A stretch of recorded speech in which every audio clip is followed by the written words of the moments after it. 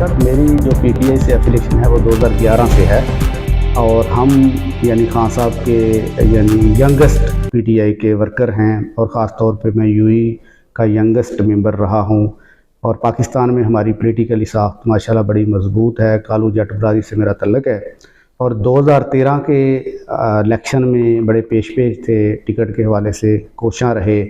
Party के जो internal जो टिकट का सिस्टम है उसमें भी काफ़ी हमने कोशिश की। तो यंगेस्ट पीटीआई के समझे के वर्कर के तौर पे काम करते रहे और 2018 में भी सेम लाइक अलीम खान से मेरा इंटरव्यू भी हुआ। वहाँ पे भी यही क्वेश्चन हुआ कि आप एक प्रोफेसर हैं तो आप इलेक्शन कैसे जीतेंगे। तो मैंने उन्हें एक ही बात की कि सिर्फ प्रोफेसर होना ज़रूरी नहीं, फैमिली बैकग्राउंड भी बड़ी ज़रूरी है, बरादरी का वोट बैंक भी होना बड़ा लाइज करता है। तो अल्हम्दुलिल्लाह हम जो है उसमें जो है वो मेरे फादर जो है वो एक पुलिस ऑफिसर रहे हैं, तो पॉलिटिकली हमारी बड़ी अल्हम्दुलिल्लाह अपने एरिए में एक साथ है।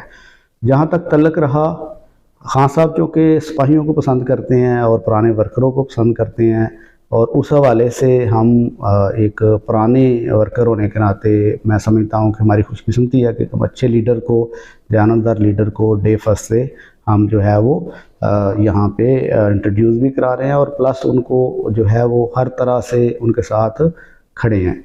हमने यूई में पार्टी के हवाले से बहुत ज़बरदस्त काम किया, फिर पाकिस्तान में तंजीम साजी अपने एरिए में बहुत ज़्यादा स्ट्रॉन्ग लेवल पे जब ज़रूरत थी। अब तो माशाल्लाह एक हमारी पार्टी का एक नाम बन चुका है, एक प्रॉपर एक मकाम बन चुका है। अल्हम्दुलिल्लाह खान साहब जो कमिंग प्राइम मिनिस्टर होंगे, जैसे इमरान खान ने कम्युनिटी को, हमारी आवाम को अवेयरनेस दिलाई है सच और झूठ के बारे में, और इमरान खान ने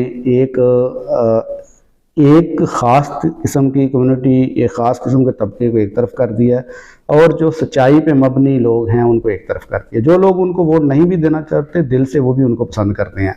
उसकी वजह उनकी सिर्फ लॉयल्टी है और उनकी इतने 23 साल की मेहनत का नतीजा है।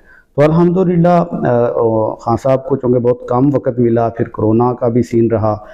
देखें जैसे हेल्थ कार्ड एक बहुत बड़ी थी अपॉर्चुनिटी थी लोगों के लिए, फिर उसके बाद जो सहूलत कार्ड का भी बहुत ज़्यादा लोगों को बेनिफिट हुआ।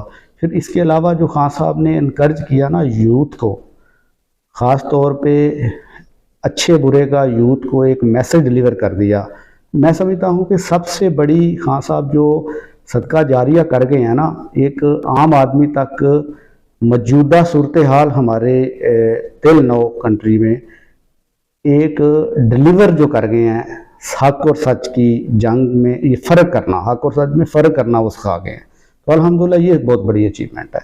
और आज जैसे आपने क्वेश्चन किया कि एमपीए का इलेक्शन लड़ना चाहते हैं या एमएनए के, उसमें जो दो राय तो नहीं है। जैसे पार्टी फैसला करेगी, जो पार्टी फ्यूचर का बैकग्राउंड देखना, हाँ एक हमारा खसूसी जो ख्वाब कह लें या एक जो ख्वाहिश कह लें, वो ये है कि खान साहब नज़रियाती वर्गों को इग्नोर ना करें और कोशिश करें खान साहब कि वो 1-to-1 इंटरव्यू करें ताकि पढ़े लिखे लोगों के साथ उनकी कम्युनिकेशन हो सके और वो जज कर सकें कि who is the able and who is not able.